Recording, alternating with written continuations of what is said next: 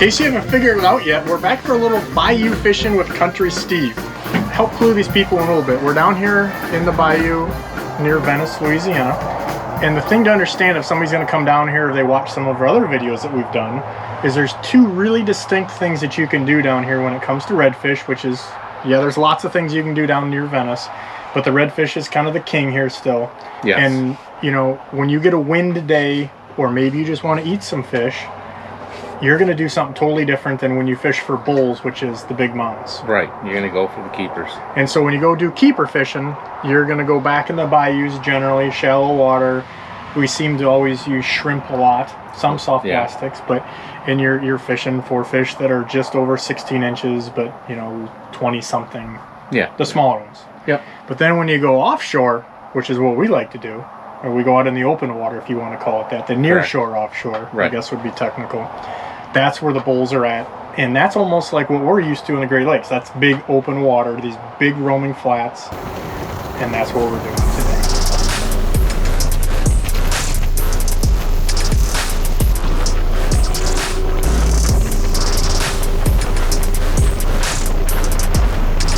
So, you know, one of the biggest tips that I got from you guys here that is just like so contrary is, well, these fish hit so hard, and we're using these giant corks.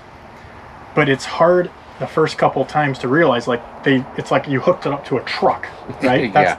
I mean, we're using basically a slightly oversized bass gear, some G Loomis rods and some Shimano reels, but like the Shimano reels are 3,000 size. These are not huge setups. I mean, the equivalent would be like a salmon. Yeah, they're ripping like a salmon. There you go. But where I'm going with is one of the best tips you guys gave me early on is don't stop reeling, because even when you think the fish is going to come off, or it did come off, he's just running at the boat so fast that no matter what kind of spinning reel you have, you can't keep up with him. Correct. And I've had that happen many times down here with you where I'm like, there's no way the fish is still on, because I'm just can't. And then you realize when you catch up, the fish is 50 yards on the other side of the boat, you're not going to outdo him. So if you see some of that in some of the videos we've done before or what have you, people are like, what are you just cranking? So just trying to catch up to the fish. Do you have any other tip that you could give people, whether they're watching some of the stuff we've done about some of this bull red, if you're out there and you're on a charter trip or whatever it may be? Yeah, first thing is make sure, you know, coming out here, you do go with a charter. Don't go out in your own boat. I mean, the first several times, because there's just so many pipelines, so much.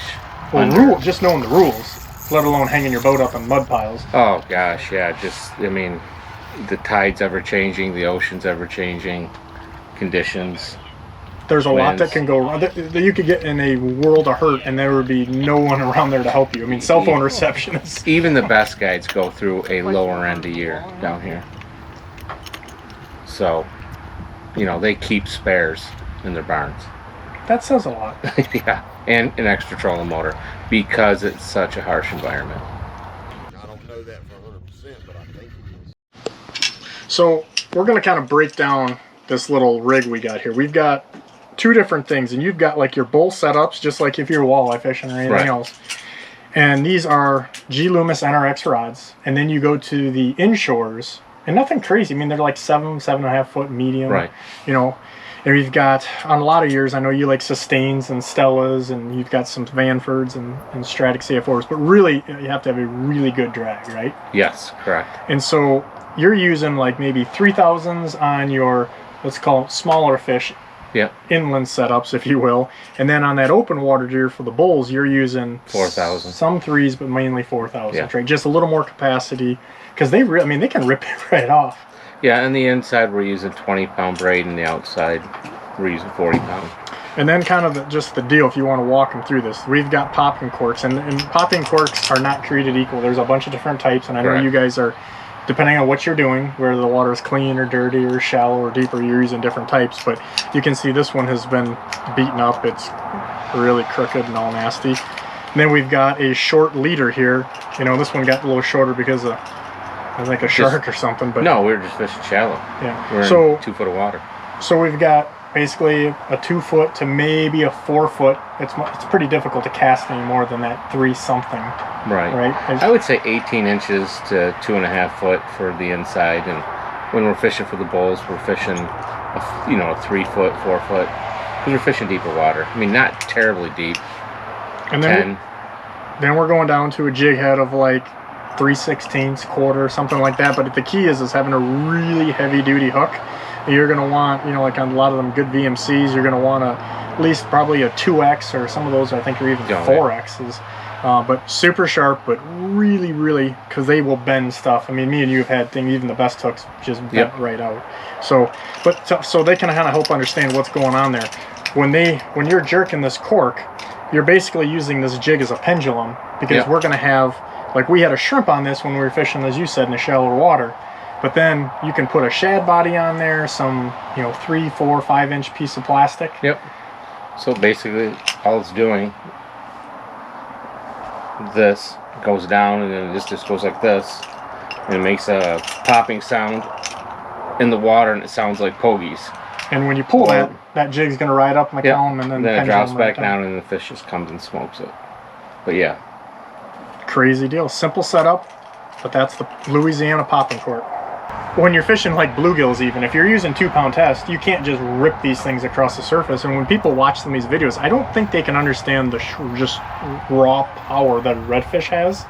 I mean, it's pretty incredible. You just can't straight crank these things in no matter what. No, never. I mean, I just the other day, I was testing the line to pull out. I got a little bit too close to the rod tip, and I can't hardly pull that out, especially with that braid on there. The drags are cinched down essentially as tight as you can get them, but yet that fish has no problem stripping and ripping. Stripping and ripping. That sounds like something you'd say. I think one of the reasons we're pretty good at walleye fishing is we're good at boat control, right? Like being able to keep your spot on there, whether we're trolling in 6-foot waves or you're in the Detroit River, trying to hover your jig. People hopefully have seen those videos we've already done together, but down here it's no different, because we may be fishing a little pipeline thing or a little tight break. I mean, I can remember several trips with you where, even though we're in the middle of the Gulf of Mexico, if you weren't within 20 feet, I mean a very specific, whether it was a slick or a break line or a drop off, like you didn't get bit at all. Yeah, it's funny how much unfishable or water that doesn't hold the fish. It's crazy. It's no different here, but just way bigger. And so the two things that they're using is a shallow water anchor. So just like on my boat, I've got a Talon which goes down 15 feet. You could use a Raptor, which is similar to what a lot of the guys use. But then once you get into that deeper water, because that's definitely can happen, or if it gets a little rough, right? Spot lock. Where a lot of these guys are using the Minn Kota Tarovas here. To hold that boat in. And I think the thing, if they've watched any of the videos, to sound like a broken record, when me and you are running around the boat, because those fish will take you right in there and cut you right off. Oh, 100%.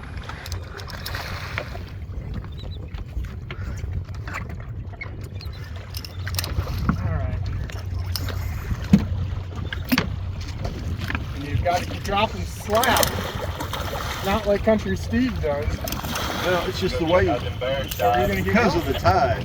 Because the tide's going to keep them up high, and if you don't drop a little slack, they're not going to come down. If the tide wasn't running so hard, it wouldn't be a deal. It's just the way the tide's running. They keep in the next one. Oh, see, under like Country Steve, we listen, and then we get them in. Good, no problem, no yelling. I think, there's always a reason that a place is good. Being remote like Venice is probably a helpful thing, because people just don't come here on the weekend. Well, they do, but you can't get the masses there, right? Right. And I think the other thing is it seems like a lot of these places, you've got that freshwater access, or you have warmer water, it's more fertile.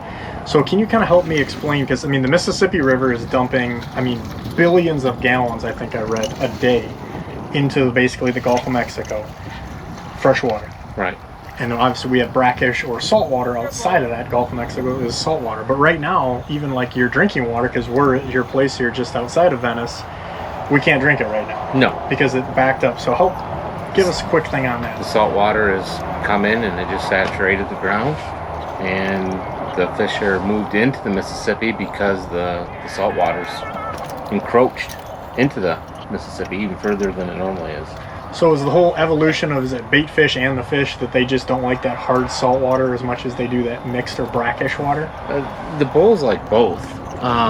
They come in and, they're chasing the bait fish. So, farther the bait fish come in, the far the bulls come in? We're going on a tour. Just a little better one. This one's got a little bigger head on it. Kind of like